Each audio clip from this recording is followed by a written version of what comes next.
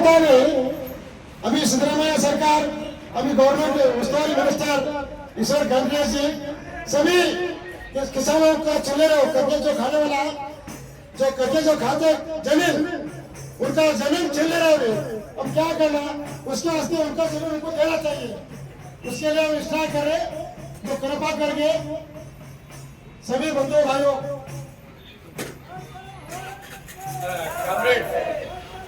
Change ಮಾಡಿದ್ದಾರೆ. ಶಿಕ್ಷಣ ನೀತಿ ಬಗ್ಗೆ ಯಾಕೆ ಹೇಳ್ತಾ ಇದ್ದೇವೆ? ಅರುಣ್ ಪಟೇಲ್ ಕೂಡ ಸಿದ್ದರಾಮಯ್ಯ ಸರ್ಕಾರ ಚೇಂಜ್ ಮಾಡ್ತದ. ಅದಕ್ಕೇನೋ ಹೆಸರೇ ಕೊಡ್ಲತ್ತಾರ ಮ್ಯಾಗ್ನೆಟ್ ಸ್ಕೂಲ್ ಅಂತ. ಒಂದ್ ಕಡೆ ಲೈಬ್ರರಿ ನಮ್ಮ ಹಿಂದ ಎಲ್ಲರೂ ಓದಿ ಹುಷಾರಾಗಬೇಕಂತ ಹೇಳಿ, ಇನ್ನೊಂದು ಕಡೆ ಕೇಂದ್ರ ಸರ್ಕಾರ ರಾಜ್ಯ ಸರ್ಕಾರಗಳು ಕೂಡಿ ಏನೋ ನ್ಯೂ ಎಜುಕೇಶನ್ ಪಾಲಿಸಿ ರಾಷ್ಟ್ರೀಯ ಶಿಕ್ಷಣ ನೀತಿ ಅಂತಂದ್ರ ಆ ಶಿಕ್ಷಣ ನೀತಿಲಿಂದ ಮೊಟ್ಟ ಮೊದಲು ಏನಾಗಿತ್ತು, ಹಿಂದಕ್ಕೆ ಸಾವಿರಾರು ವರ್ಷಕ್ಕಾಗ ಬಡವ ಜನರಿಗೆ ಶಿಕ್ಷಣ ಇರ್ತಿಲ್ಲ, ಶಾಲೆಗೆ ಹೋಗ್ಲಾಕ ಅನುಕೂಲ ಇದ್ದಿಲ್ಲ, ಶಾಲಿದ ಕಲಿಬೇಕಾದ್ರೂ ಅಲೋ ಇದ್ದಿಲ್ಲ. ಓನ್ಲಿ ಅಪ್ಪರ್ ಕಾಸ್ಟ್ ಜನ ಮಾತ್ರ ಶಿಕ್ಷಣ ಪಡಿತಿದ್ರು. ಈಗ ಮತ್ತೆ ನಮ್ಮ ರಾಜ್ಯ ಸರ್ಕಾರ ಎಲ್ಲಾ ಶಾಲೆಗಳು ಒಂದ್ ಕಡೆ ಕೂಡ್ಸತ್ತಾರ. ಅವ್ರು ಹೇಳ್ತಾರೆ ನಾವು ಕರ್ನಾಟಕ ಪಬ್ಲಿಕ್ ಸ್ಕೂಲ್ಗಳು ಮಾಡ್ತಾ ಇದೀವಿ ಅಂತ.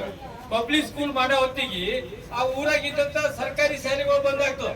ಒಂದ್ ಊರಾಗ ಸರ್ಕಾರಿ ಶಾಲೆ ಅದಂದ್ರ ಅದ್ರ ಮರ್ಯಾದೆ ಹೆಚ್ಚಿರ್ತಾವ. ನಾವೆಲ್ಲ ಸರ್ಕಾರಿ ಶಾಲೆಯಲ್ಲೇ ಕಲ್ತಂತ ಇಷ್ಟು ಮುಂದೆ ಬಂದಿದೀವಿ. ಆದ್ರೆ ಇವತ್ತೇನಾಗತ್ತದ, ಸರ್ಕಾರಿ ಶಾಲೆಗಳು ಬಂದ್ ಮಾಡಿ ಈ ಪ್ರೈವೇಟ್ ಜನರಿಗೆ ಎತ್ಕೊಂಡ್ಸತ್ತ. ನಮ್ ಬೀದರ್ ಜಿಲ್ಲೆಯಲ್ಲೇ ನೋಡತ್ತಿದೆವು, ಬೇರೆ ಬೇರೆ ದೊಡ್ಡ ದೊಡ್ಡ ಇನ್ಸ್ಟಿಟ್ಯೂಷನ್ಗಳು ಕರೋಡು ರೂಪಾಯಿ ಎಲ್ಲ ಜನರಿಂದ ತಗೊಳ್ತಾರ.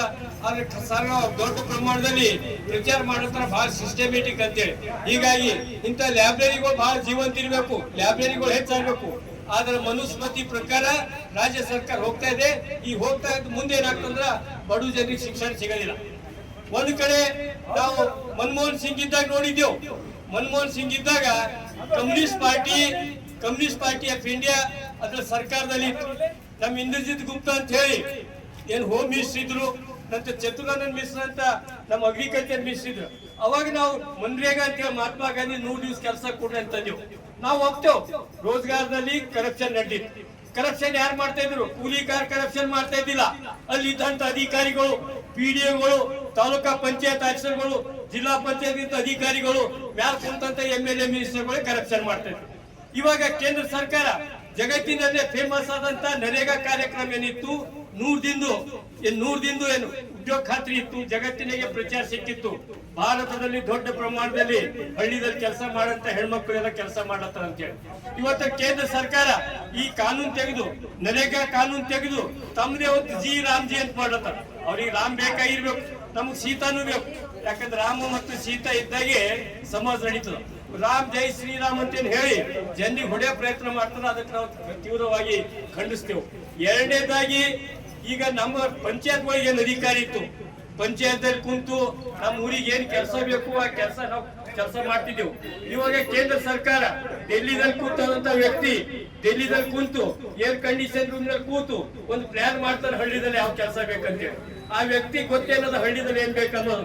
ಹೀಗಾಗಿ ಕೇಂದ್ರ ಸರ್ಕಾರ ಅದಕ್ಕೆ ದುರುದ್ದೇಶ ಪೂರ್ವಕವಾಗಿ ಮಹಾತ್ಮ ಗಾಂಧಿ ಕೊಲೆ ಮಾಡಿದಂತ ವ್ಯಕ್ತಿಗಳು ಇವತ್ತ ಮಹಾತ್ಮ ಗಾಂಧಿ ಹೆಸರು ತೆಗೆದು ಜಿ ರಾಮ್ಜಿ ಅಂತ ಹೆಸರು ಕೊಟ್ಟಿದ್ದಾರೆ. ಜಿ ರಾಮ್ಜಿದಾಗಲಿ ಗ್ಯಾರಂಟಿ ಎಂಬುದು ಏನೂ ಇಲ್ಲ. 125 ದಿನದಲ್ಲಿ 65 ದಿವಸ ಕೆಲಸನೇ ಕೊಡೋದಿಲ್ಲ. ಇರೋದು 60 ದಿವಸ. 60 ದಿವಸದಾಗ ಎಷ್ಟೋ ರೊಕ್ಕ ಕೊಡ್ತಾ ಇಲ್ಲ. ಈ ಕೆಲಸ ಮಾಡಿದ್ರು ರೊಕ್ಕ ಕೊಡ್ತಾ ಇಲ್ಲ. ಹೀಗಾಗಿ ಮನಮೋಹನ್ ಸಿಂಗ್ ಮಾಡಿದಂತ ಏನು ಕೇಂದ್ರ ಸರ್ಕಾರದಲ್ಲಿ ಉದ್ಯೋಗ ಖಾತ್ರಿ ತೆಗೆದುಬಿಟ್ಟಂದ್ರೆ ಈ ದೇಶಭಕ್ತರು ಅಂತ ಹೇಳ್ತಾ ಇದ್ದಾರೆ ಈಗಿದ್ದಂತ ಕೇಂದ್ರ ಸರ್ಕಾರ. ದೇಶಭಕ್ತಿ ಇದ್ದ ನಂತರ ನಮ್ಮ ದೇಶದಲ್ಲಿ ಇದ್ದಂತ ನ್ಯೂಕ್ಲಿಯರ್ ಪ್ಲಾಂಟ್ಗಳು, ನಮ್ಮ ದೇಶದಲ್ಲಿ ಬಾಂಬ್ ತಯಾರು ಮಾಡಂತ ಫ್ಯಾಕ್ಟ್ರಿಗಳು ಖಾಸಗೀಕರಣ ಕೊಡ್ಲತ್ತಾರ. ನೀವು ನೋಡಿ ರಫೇಲ್ ಅಂತ ಹೇಳಿ ರಫೇಲ್ ಜಹಾಜ್ ಅಂತಂದ್ರು. ಆ ರಫೇಲ್ ಜಹಾಜ್ನಲ್ಲಿ ಅನುಕೂಲ ಅವನಿಗೆ ನಾಲೆಜ್ ಇದ್ದಿಲ್ಲ. ಯಾರಿಗೆ? ಅನಿಲ್ ಅಂಬಾನಿಗೆ ನಾಲೆಜ್ ಇದ್ದಿಲ್ಲ. ಅದು ಅನಿಲ್ ಅಂಬಾನಿಗೆ ಏನ್ ಕೊಟ್ರು ಅಂದ್ರ ಒಂದು ರಫೇಲ್ದು ಕಾರ್ಖಾನೆ ತಯಾರು ಮಾಡಿ ಕಂಪ್ನಿ ತಯಾರು ಮಾಡ್ತಾನಂತೇಳಿ. ಹೀಗಾಗಿ ನಮ್ಮ ದೇಶ ಆಳಂತವೇ ಗುಜರಾತಿಗಳು, 2 ಗುಜರಾತಿಗಳು. ಒಂದು ಗುಜರಾತಿ ಹೋಮ್ ಮಿನಿಸ್ಟರ್. ಏನ್ ಹೋಮ್ ಮಿನಿಸ್ಟರ್ ಬಗ್ಗೆ ನಿಮ್ಗೆ ಗೊತ್ತೇ ಅದ. ನಮ್ಮಲ್ಲಿ ಶಹರಾಬುದ್ದೀನ್ ಅಂತ ಕೇಸ್ ಆಗಿತ್ತು ಮಂಟಳ ಹತ್ತಿರ ಶಹರಾಬುದ್ದೀನ್ ಹಿಡ್ಕೊಂಡು ಹೋಗಿ ಅವ್ನ ಹೆಂಡತಿಗೆ ಕೆಡ್ಸಿದ್ರು. ಅವನ ಜೊತೆಗಿದ್ದಂತ ಇನ್ನೊಬ್ಬ ಪ್ರಜಾಪತಿ ಅಮ್ಮನಿಗೆ ಕೊಲೆ ಮಾಡಿದ್ರು.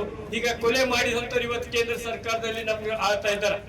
ಯಾರು ಗುಂಡಾ ಮಂದಿ ಇದ್ರು, ಯಾರು ಜೈಲಿಗೆ ಹೋಗ್ತಾ ಇದ್ರು, ಜೈಲಿಗೆ ಇರ್ಬೇಕಾಗಿತ್ತು. ಅಂತ ವ್ಯಕ್ತಿಗಳು ಇವತ್ತು ಕೇಂದ್ರ ಸರ್ಕಾರದಲ್ಲಿದ್ದಾರೆ. ಹೀಗಾಗಿ ಸರ್ಕಾರ ನಮ್ಮ ಪರವಾಗಿಲ್ಲ, ಕಾರ್ಮಿಕರ ಪರವಾಗಿಲ್ಲ. ನಮ್ಮ ದೇಶದಲ್ಲಿ ಸುಮಾರು 78 ಕೋಟಿ ಕಾರ್ಮಿಕರಿದ್ದಾರೆ. ಅದರ ರೈತರು 20 ಕೋಟಿ